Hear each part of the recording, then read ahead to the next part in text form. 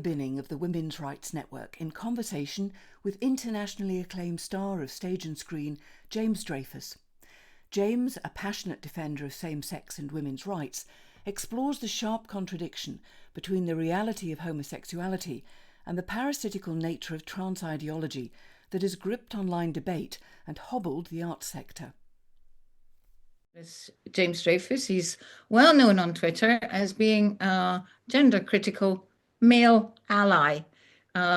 Just in case you know, we've got a male ally support group. We call them the White Knights, or the White Knighties, or something like that. Anyway, so James, you were rather educated and won a lot of very serious awards. Well, some serious awards. I didn't write them down, so I couldn't tell you what they are. Oh, I can. You got a shelf there something. Yes, I do. Yes. It sort of finished around the year 2000, but that doesn't surprise me. Well, it made me wonder, had you intended to go down the more serious classical route, or and did the fact that you fit into this really nice, quite niche come as a surprise to you, or had you always been? Well, no, I was actually doing serious work, and I won the second prize for the Ian Charleson Award for Julius Caesar, because I was playing Cassius in that. So I was trying to be a sort of serious actor, and then, but I loved comedy. So when eventually, the first comedy job I got was Graham Linehan wrote it. Oh wow! And it was called Paris. So I've known Graham on and off now for 35 years, and he was always very kind to me, and I was nobody in that. So I always wanted to work with comedy people. So I ended up working with Jennifer Saunders and Alexis Sale and then Ben Elton and Rowan Atkinson. It sort of snowballed, but I kind of knew at the time I was making a sort of bed that might be difficult to continue as I get older, because people always think that I'm, just like, Goody or Yes. Tom from Gimme, Gimme, Gimme. And they're always rather disappointed when they meet me and say, oh, you're not like him at all. Oh, to move away. Yeah. And in those days, of course, you didn't have to be gay to get a gay role. I mean, did you have to be gay to get a gay role now? I mean, did you have to be trans to get a trans role? Well, I decided to come out because I thought it would just be impossible, because, at that point I was going out, to clubs and everything. And I just thought, what, I'm not going to hide and so I came out sort of at the beginning of my professional career, and I lost work because did you? I said I was gay, and lots of people would say to me, oh, for God's sake, don't tell everything. And a lot of my friends weren't out either.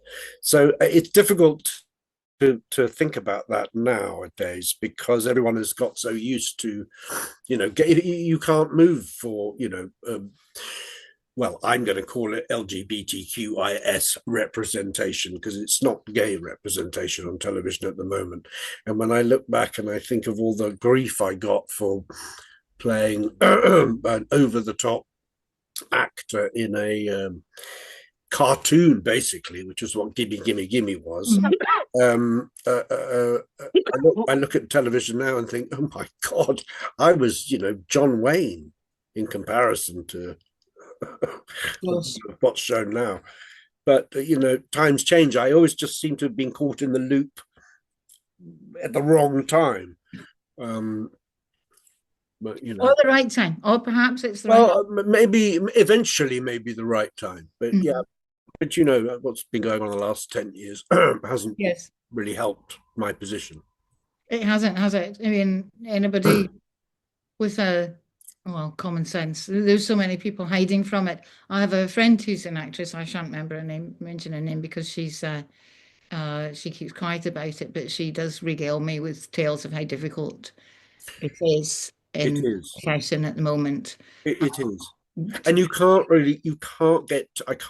because lots of people privately DM me and say, I wish I could say something, but I've got to put food on the table.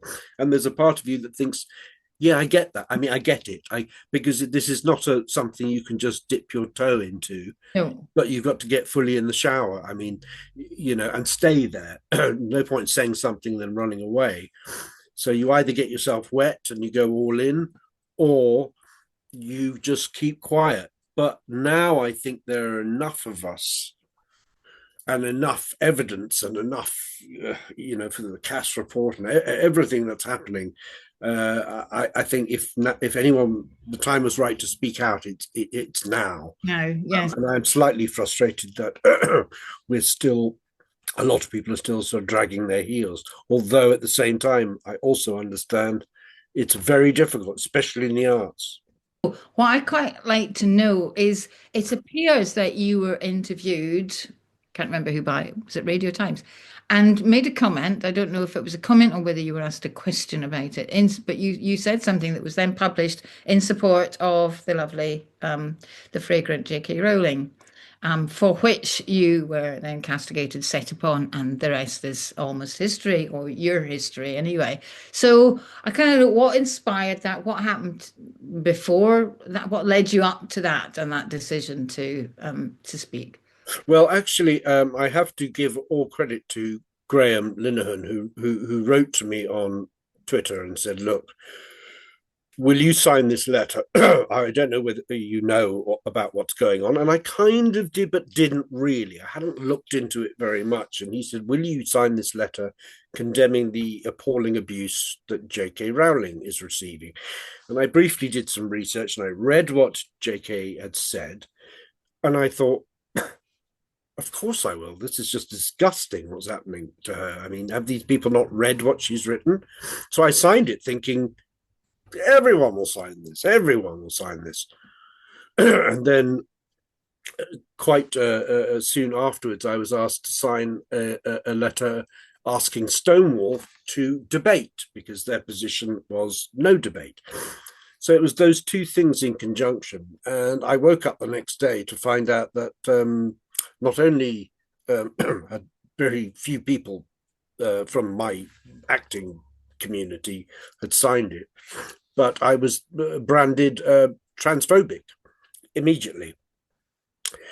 And then I had consequences from a loss of jobs and, being accused publicly of being a transphobe, which is what, we've all had experience of the moment you question it.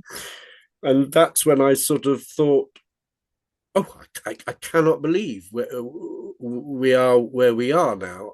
And now I can believe it easily because of what's going on. But it's sort of, I'm very grateful initially to Graham, who's often told me that he feels guilty about dragging me into this. But I've always said to him, listen, I'm glad that you rang the bell, because I would have got involved at some stage or not, because I don't see how one can be quiet about it. I don't understand how you can see what's happening, especially to women and to lesbians and gay men who don't subscribe to gender ideology. I don't see how you can be quiet. But I have to give credit to Graham that he did ring the bell and say, look at what's happening. Mm-hmm. So you really didn't know what you were getting into when you signed that? No, I didn't. I didn't, because I'd read what JK had written, and it seemed to me to be enormously compassionate for both sides, and saying, listen, you dress up, you do what you want and this, but she was talking in defense of Maya Forstater's excuse me everyone, I've got a cold, a case. And I thought these things can both be true at the same time, and I don't understand what I do now, because I've seen how TRAs operate over the years. But I thought the level of abuse and violence and aggression was madness, just madness. And I still, to this day, cannot understand how people who just sort of sit there and say, project the dolls and, oh, well, both sides, everything. They don't know, obviously, what they're talking about. They don't know what they're talking about. And unless you've been through this battle online, which is primarily where it's being fought, or has been fought for the last 10 years, because no media publications would touch it, unless you're involved in that fight, you really should stay out of it and stop making ignorant comments about it, because you have no idea what abuse really is. Of course.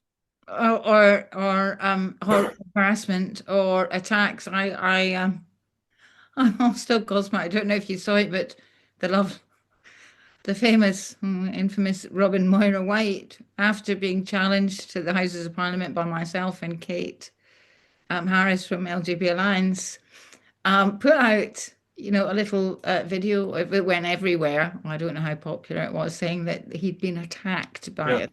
Yeah. That you don't know what attack is. You don't know what it's like to be attacked. I do. I do. I know. You don't know what it's like to be attacked, if you can use that in those terms. But you see, it's a very easy thing to do, isn't it? Because all you have to do, it's like the sort of discourse that you have everywhere now. If you make a comment, you're far right. If you say something, you're racist. Mm-hmm. If you say, actually, no, men are not women, that's abuse.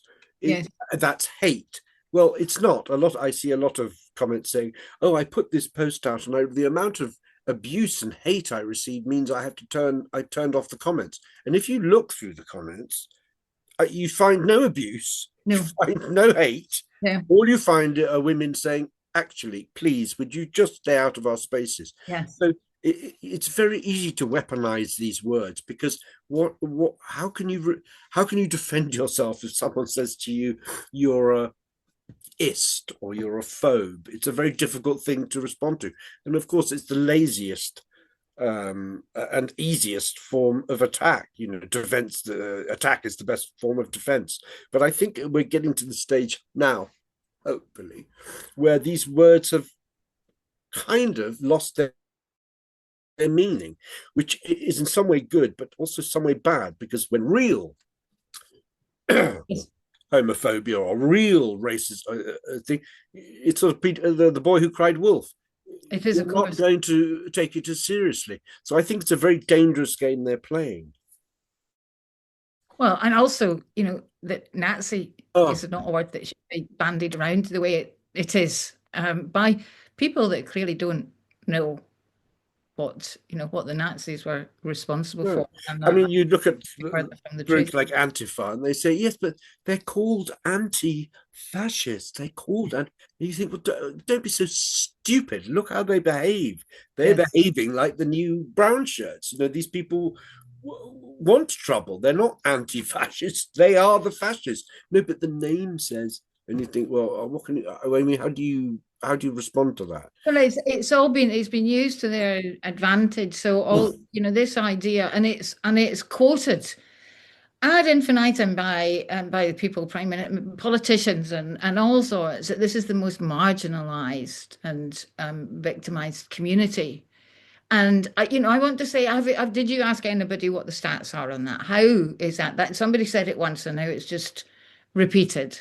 Because actually it's very far from the truth, except they think that being asked not to go into the toilet is attack. So if we take all those ones out of it, can we just think about, if they think being confronted with reality is abuse, then if we take that out of it, then they're no longer the most marginalized or harassed community. This whole thing about being marginalized is the biggest lie, because the moment you are, let's say, involved in a television advert, or you have programs made about you, you're on mainstream television, you're discussed, you have spreads in magazines because you've announced you're non-binary, that to me suggests the very opposite of marginalization. And I just go back to the 80s, looking at how gay people were treated, and there was nothing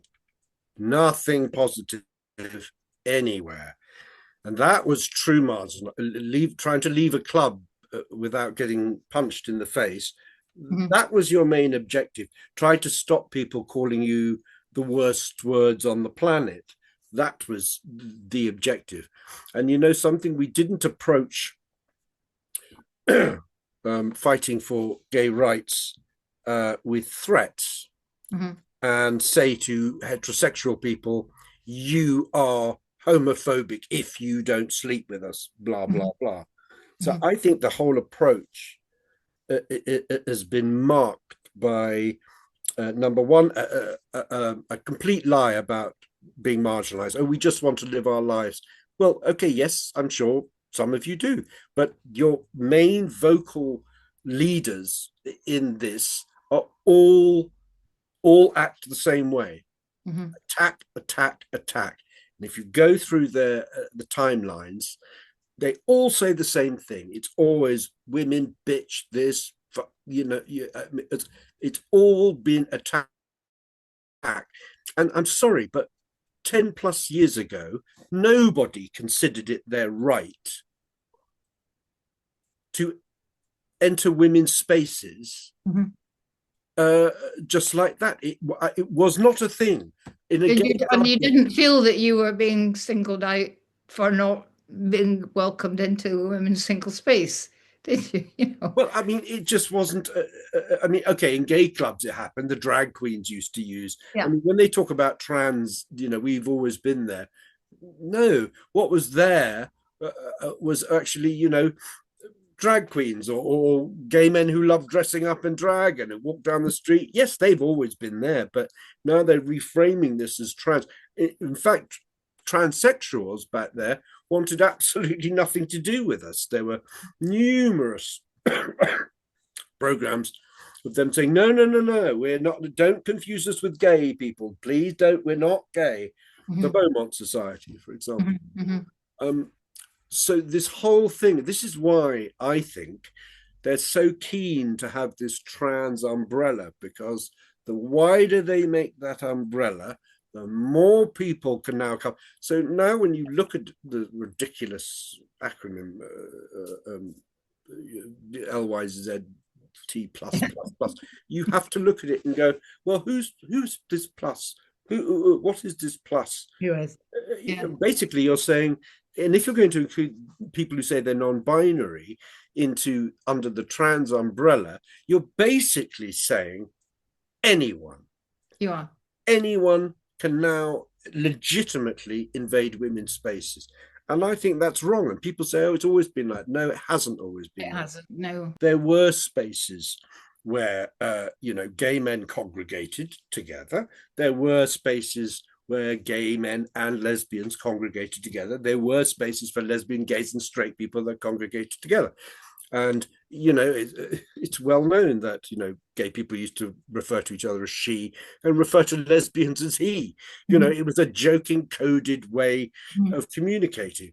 And I think had this new, you know, this new trans thing that arrived, I don't know, 2000, over in this country, at least 2010 onwards, this new aggressive thing, no one would have really given a damn. We would have continued going, oh, what's wrong with her? You know, that, you know, but now it's taken it to something else. It's when it's demanded, and it's when it's saying, you must do this, you will do this, or you are that. And this is what's happening, is that it's been taken so seriously, and they've pumped it into young people's mind. Someone said something reasonable, you know, don't muck around with children thing, because you know what children do? Children believe you. And if you teach them at a young age that there is such a thing as being they, them, or this, that, and the other, you can't then turn around and blame the kids when they believe it. So actually the fault lies with this new, well, you know, the end game. I've always been very critical of queer theory, because I think the end game of queer theory is to destroy all boundaries. It's to destroy all safeguarding, and it's to say, what? Why does it affect you? Why are you getting so annoyed about this? How does their happiness affect you? Well, it does affect a large majority of people in the country. It does affect women. And some women might say, well, I don't know. you've got to think about peer pressure. You've got to think about, what you'll be called if you say that. It's a whole movement that has just gathered, and these people have been put in place in all these institutions to shame you. To shame you, yes, yes. And I'm amazed that the gay community have been so actually, I'm not amazed, have been so utterly stupid. I was going to that. Ask my next question is, why are there so many in the gay community that don't see this? Well, I think a lot do, but then I think a lot do, but are quiet out of fear. Look what happened to, let's say, David Bridle, who was had Boys Magazine and had been around for years doing amazing things for the gay community, and they sold him down the river, didn't they, to keep in with? But a lot of people now think they talk in terms of our siblings. And I had supper with Simon Fanshawe a long time ago, because I've known him for a long time, and we did have a conversation of it's odd, isn't it, that the T is added to the LGB, because in essence, I'm not saying one is better than the other. I'm just saying they're just very different. It's a different thing. And this was before this whole new trans thing kicked off, and it is a new trans thing, because people say, well, we've always been here. Yes, you might have always been there, but we've never had this particular problem before, when you suddenly go, it's my right. Just to say I'm a man and walk and have your spaces. And it's not about finding a compromise, because compromises have been put on the table before. There was an Olympic swimming team. No one volunteered. It's not about that. It's about wanting women's spaces. And you don't see this problem the other way around. So this is not a trans problem. This is a man problem. Right. I did want to ask you about it was a fairly big cancellation from the audio recordings of Doctor Who. I'm not nerdy enough to know what the character was, but others in here who will know the character that was yours, really. You'd done it for a number of years. Now, I know the activists went for you, and it's kind of to do with, sometimes they attack and they're successful in getting something cancelled, and sometimes they're not successful, or they give up easier. I think the combination of the trans attack and it being a BBC thing meant that there was, the BBC caved. Well, it wasn't the BBC. It was a company. It was a company called Big Finish, and I eventually found out what actually happened was that there was an actor in the recording that I was doing one of the days who'd seen something that I'd posted and made a complaint to Big Finish, and it happened over a period of 3 months that my picture would disappear and my name would disappear, and I'd be calling my agent saying, something's wrong here. No, they love you. No, they love you. And I was like, no, there's something wrong. And eventually, after 3 months, I was then told, well, there was a petition online to try and get rid of me. But then you have to remember, this is BBC. This is Doctor Who. Some fan-based dramas do tend to have a rather extremist element. I'm not saying all, I'm just saying some. And this extremist element got me fired. But that wasn't the issue. The issue was the way Big Finish, because I wrote them a public email saying, look, I'm very sorry about all this attention, this negative attention you're getting about, me. But I stand with you, and I just have to defend myself and say, this is not about transphobia. The next thing they put out was one of those generic transphobic opinions have no place. We are an inclusive, diverse, one of those things. So basically, what it was doing was calling me a transphobe in front of everyone, and that was their statement. So, and not once did they pick up the telephone to me and say, look, we might have a problem, and I could have then said, oh, well, look, okay, well, we can sort this out. It was the cowardice, it was the way it was done. And that's when I thought, okay, now we have a real problem, because I can foresee this bleeding into other things, and I wasn't wrong. We've got loads of questions and also loads of compliments. Start off, somebody said they'd just like to thank you for standing up for women and gay people. But would you have spoken out about the trans stuff if you'd known how horribly you'd be treated? Yes, Still worth it. yes. I don't regret a thing, because at some point I'd have looked and gone, this is unbelievable. So I don't regret it at all. No. What was it? Was there any one particular thing that maybe that you saw on Twitter or anything that piqued, we say that piqued you, that you were really sort of, Yeah, yeah. it was all initially it was the compilation of threats against JK Rowling and what people were saying. I couldn't believe what I was reading. But I think a lot of us And people were couldn't. saying, well, it's very niche, it's just online. No, no, it's not niche. This was you could see it. They were in their thousands, and they still are to this day. So don't tell me it's niche. It's the majority view. And do you think in your industry it is the majority view? Or I mean, you said that people don't want to speak up.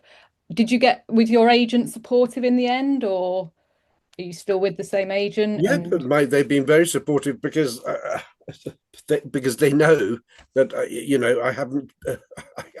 I keep saying to these people, show me where I've been derogatory about trans people. Show me where I've said. And then I realized, well, JK's been saying that for years.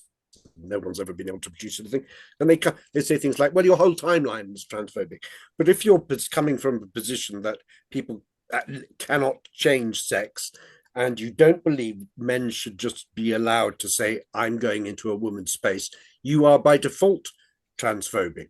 I've been told that as a gay man, because of my preferences of just being same-sex attracted, that makes me transphobic by default. If you're coming from that position, there's nothing I can do or say to change your mind. And with that in mind, do you think, obviously you've talked about the T being added, but what direction do you think you would have wanted to see Stonewall and organisations like that go in if they hadn't gone down the trans route? What do you think still needs to be done? Well, I would have assumed that the next natural thing would have been to start petitioning and working for countries who didn't have equality. We still have over 20 countries that put people to death for homosexuality. I would have thought that would have been their most natural progression. What they were saying that they were fighting for, Stonewall was always saying equality. They called their shows equality shows. We received equality. No, still it's not enough. When they moved on to something completely different. And I think they could have kept fighting for gay rights around the world. And I think they made an idiotic error. And do you think I mean, obviously we know we've got LGBT Alliance now, but do you think there's still an appetite within the gay community to keep fighting those things? Or do you find that the community just gets kind of shut down by the T and everything? Well, I mean, certainly now that's why there was such a need for the LGBT Alliance to and it's amazing what they've done. But of course, it's been very easy, from the start to not listen and just go hate group, hate group, hate group. That's what they do every single time.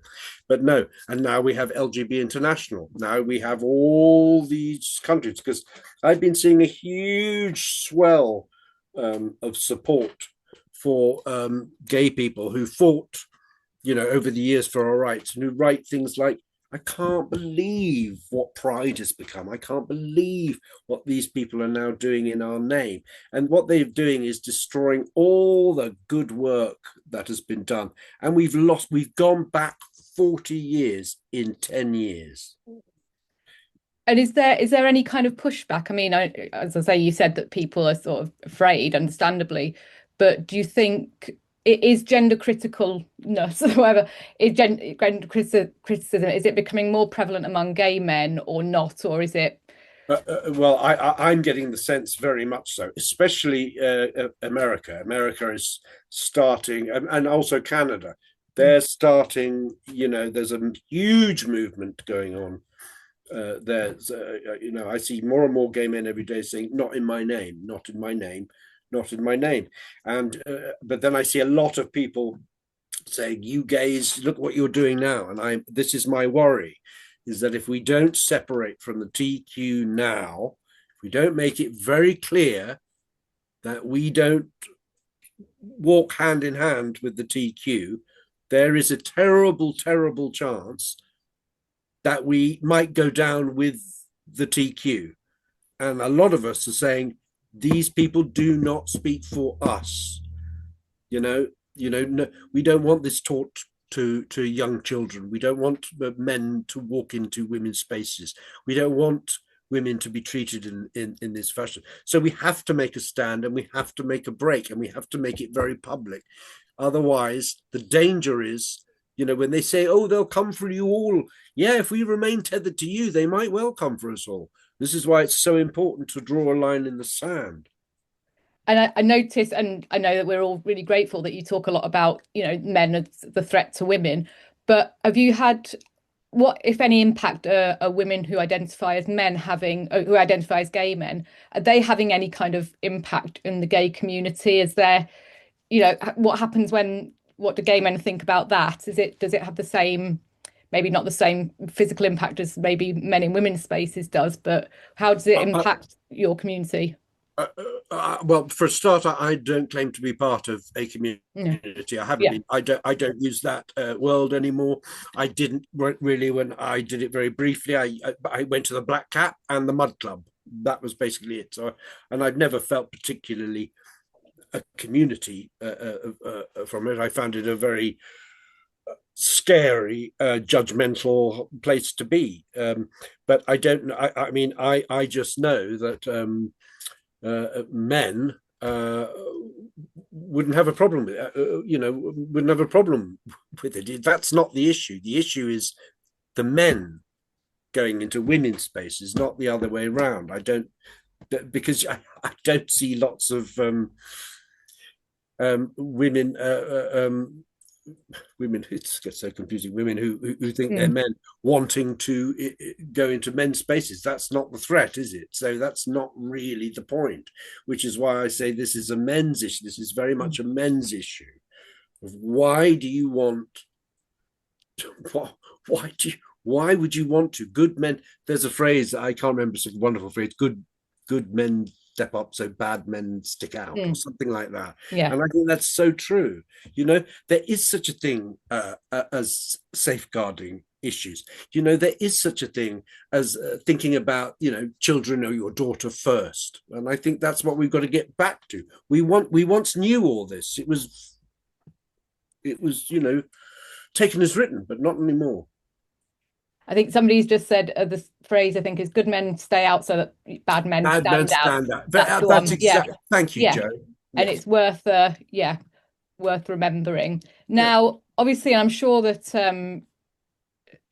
in your industry, obviously, a lot of people kind of towed the line, if you like. Who do you think in your profession would make the biggest difference if they spoke up? Who you think agrees with you and us?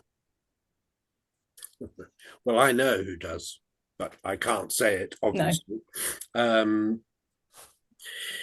Don't forget, a lot of people who made their entire careers about, coming out and being brave, and back when it was brave, which is why someone like Martina Navratilova is so important and so brilliant for us, because she came out in 1983 when it was absolutely unbelievable the crap she went through. I wish the people who came out in that era would turn around and be honest about it. And I know who believes in these things. I know some members of the LGBTQ elders who don't even think bisexuality is real. So, don't tell me they believe in other things. I mean, I think a lot of it is to save face. They don't want their legacy to be carnage. Do you think that's more frustrating if you know that somebody agrees with you and doesn't speak up, or if you know that they believe all the trans stuff and don't speak up? I don't know. You can lead a horse to water, but you can't make it drink. I mean, I've asked so many people so many different times, and I usually get met with sort of a slow move away. So I don't know. People will either do it because their conscience tells them it's right, or they won't. And what I'm waiting for is if when the tide finally decides it's going to turn, which I think it is, but very slowly in a direction, that people will go, yeah, I've always thought that. And you just want to go, well, thanks very much for your support, but I could have heard that 2, 3, 4 years ago. Yeah, don't worry, we're keeping receipts, so they can't really. Good. Yeah, we've got the tweets. Now, obviously, everybody's now. Let's face it, we do know there is one special woman in your life, your wife, Julie Bindle, and Bitch. well, everybody's just asking about her, how her and the kids are. Yeah. She's a disappointment. She was always been a disappointment from the moment we were betrothed. And all this crap about her needing alimony. She doesn't even know what the children's real names are. She's a neglectful mother. She's no good. She's no good. Let's not waste any more time on her, frankly. Okay. Let's stick to me. Well, actually, somebody suggested you write a book about you and her. Oh, don't worry. So maybe if you can make some money out of it, then. Oh, don't worry. The truth, Bindle, the truth will out. I've got you, mate. I've got you. And how's Hobbs? Hobbs at the moment has gone back to attacking his own leg when he gets bored. So Hobbs at the moment is in disgrace because we thought we cured him of this, but no. Now when he gets overexcited, he chases his leg in a circle and barks at it. So at the moment, we're all going through a bit of therapy, but hopefully he'll calm down. But he's well, apart from that. That's good to know. That's good to know. Now, we've got some more nice compliments. People are saying they love the Thin Blue line, and somebody said James is very good in Father Brown. Okay. But they're asking, what's been your favourite role to date? I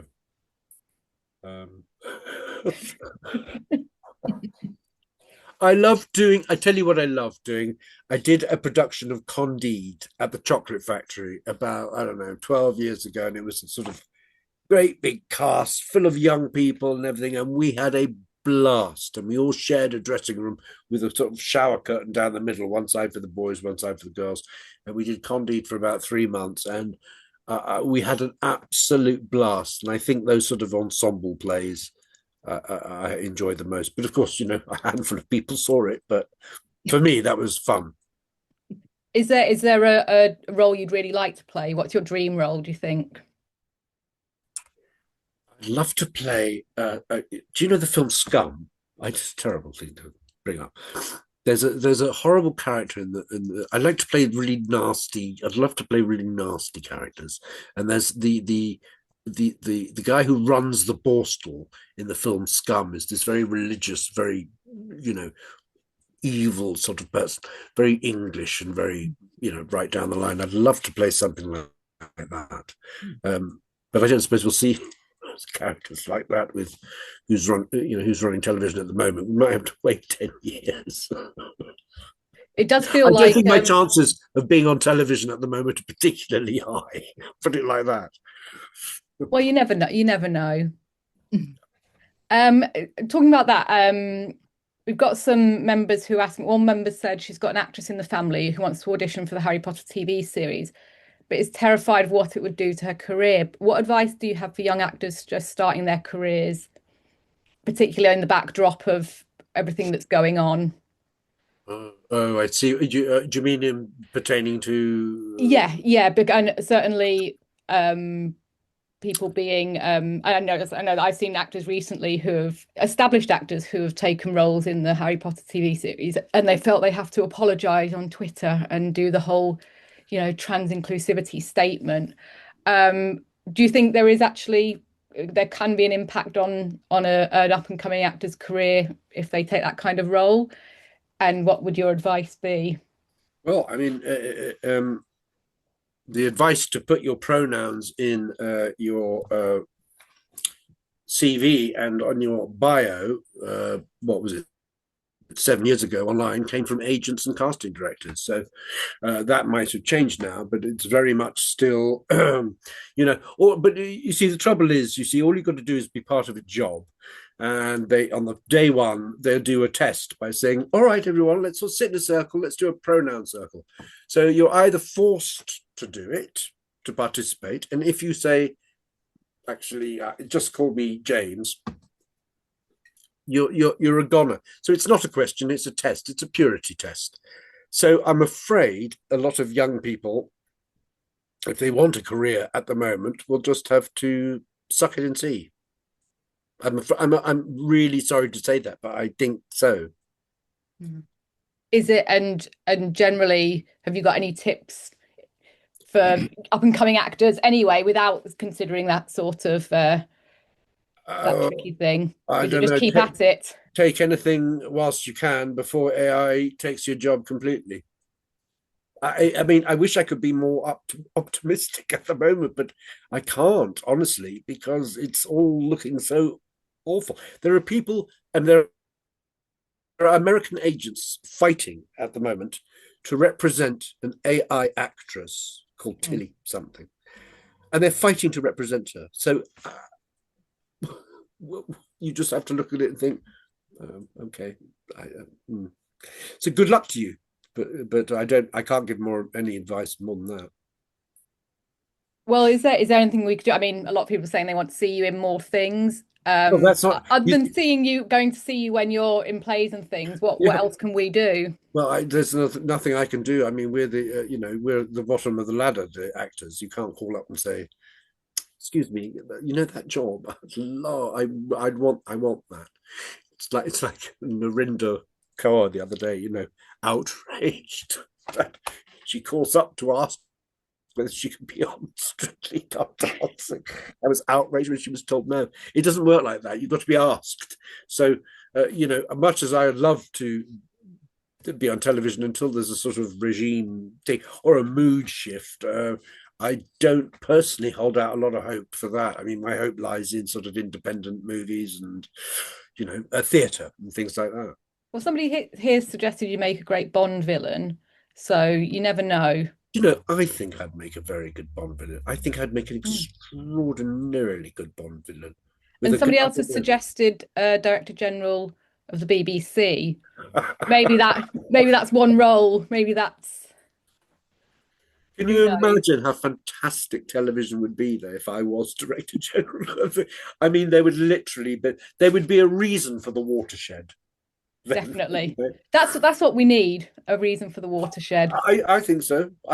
Or go back to the days. Do you remember when Channel 4, you'd think, oh, God, it's going to be interesting. Channel 4 is going to be all new and exciting. And now Channel 4 goes, yeah, we're still the rebel. We're still the... And actually, Channel 4 is just like BBC One, 2, ITV. There's nothing special about it at all. It's exactly the same.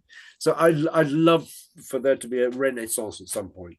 Well, maybe if there is, then you could do some impressions, because people are talking about your Patrick Harvey impression, saying how much they like it, and they're wondering if you do any more impressions. I will, but as long as he's got to say something remarkable. He's just got to speak, but I haven't seen him speak recently, and that's a great thing. I'm waiting for a good Nicholson one to come along, because somebody's just said that they miss John Nicholson. Well, so I think he is the biggest arse. So if he makes a speech, I'll do it again. Well, on the other one hand, you think, well, that would be good, but the other hand, go, no, please let's not hear from. Yeah, I know. I get accused of promoting him sometimes. Yeah. I painted my face red and stuck a loofah on my head. I wasn't doing the best. I've got a solution for your desire to be a nasty criminal, and that is get JK Rowling to write it. Write the thing, put a really good role in for you and get you in there. That's not for me to do. That is for other people to write to her and suggest. Of course it is. Everyone got the message. Take there. The hint. I also wanted to say, on behalf of Julie Bindle, James, he has spoken to me, and I know it's. The eating the crisps in the bed was the last straw. Is that what she said? No, you know. Such a liar. Now, but we've got a lot of members that aren't on Twitter, so won't get those references. I know. So see, what are we I know. talking about? Well, what is it? What on earth is this about? No, you know something, Ed Gein. It's a very odd one to do. Ones about, and it's very odd to get Ed Gein to be naked in the first 3 minutes. It's just an odd one. I think if you're going to watch anything about Ed Gein, watch Deranged or watch the film Ed Gein with Stephen Railsback, because it's a very simple story, and actually it's much more horrific than anything you'll see on that program, which sort of, in a way, glamorizes him. I mean, this is the guy who dug up his it's bodies. Netflix. What do you expect? Have we not all cancelled our Netflix subscriptions? Yeah, well, I should get onto that, frankly, really. I think that was from some time ago. I saw some interesting stuff about Netflix and the funding of the children's program. Yeah, I saw that recently. I'm sort of debating whether to do it, because, you know, but then I think, you know, I'll have I will watch nothing. I know. I can't watch television. It's like we've also had that discussion in my group. You know, we can't go to M&S, we can't go to Waitrose. I know. We can't use a. What can we? You know. I know. Where are we supposed to do? Anyway. We were the browsing generation, and we've been robbed of browsing. The joy of going into record stores or stores or video and browsing, spending time.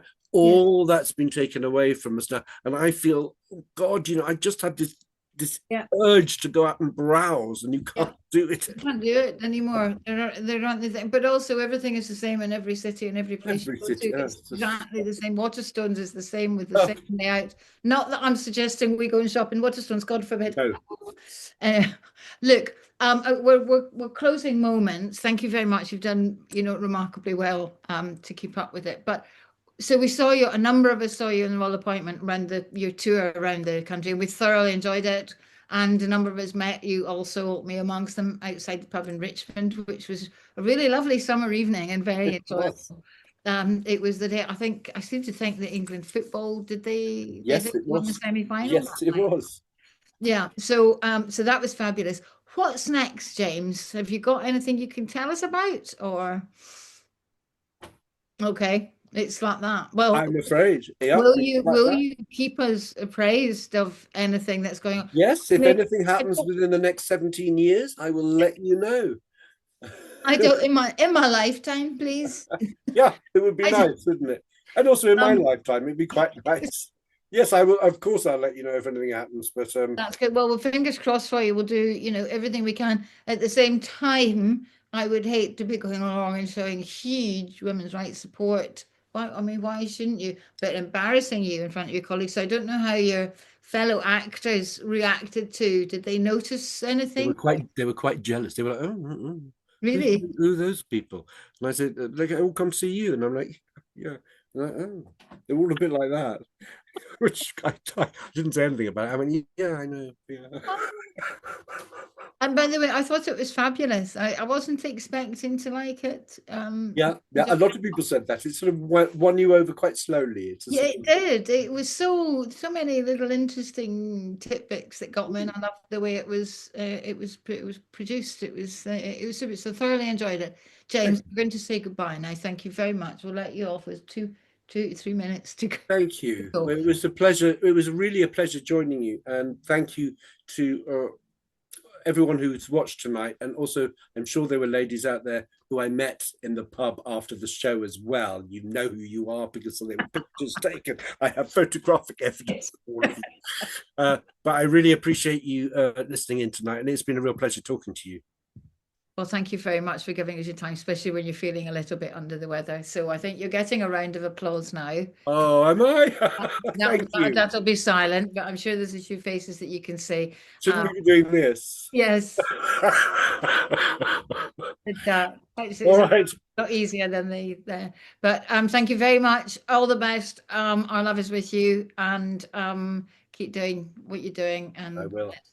And you. I know you will, but I'll be there in the background going, yeah, come on. Brilliant. Bye. So, thanks so much, James. Bye. Bye. Thank you very much, everybody. Thank you for joining us this evening.